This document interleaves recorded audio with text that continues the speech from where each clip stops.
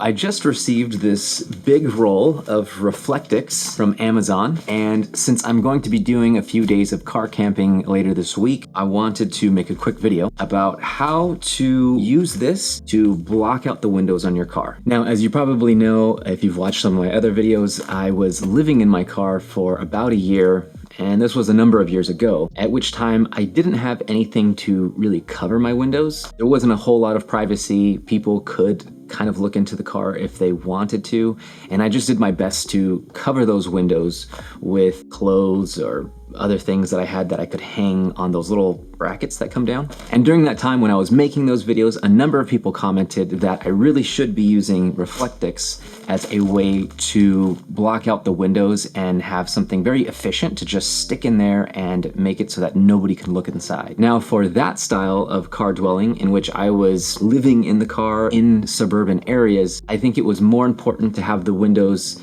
actually, from the outside, it just appears like a black window, like it's a really strong tint. But given that I'm not living out of my car at this point, I am gonna take the easy route and just use the reflective aspect of the Reflectix.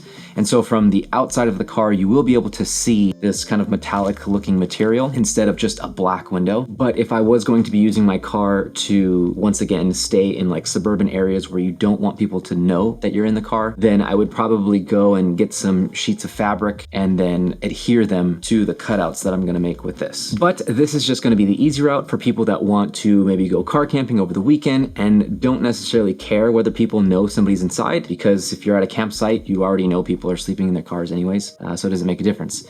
So I'm going to take this and I'm going to show you how I'm going to make the cutouts for my windows. Now, for the way that I'm going to do this, you'll need printer paper, a pair of scissors, a marker, and some Scotch tape. I'm going to use regular printer paper to trace out a template of the windows and then use that to cut out the Reflectix to the correct size. Another option that you may want to try is to use something like parchment paper if you happen to have that laying around, because it requires less individual sheets to create your template. Regardless of which one you use, you'll need to secure the paper against the window using the Scotch tape. Once you have enough paper to cover the window that you're working on, use the marker to trace an outline of the window. Just be sure to really push the paper flat up against the windows. Now, obviously, the most difficult piece is going to be the back window, since it's the largest and requires the most paper to cover. Again, it might be worthwhile to get some parchment paper or some other kind of large roll of paper so that you don't have to combine so many individual sheets together. In any case, once you have your templates outlined with a marker,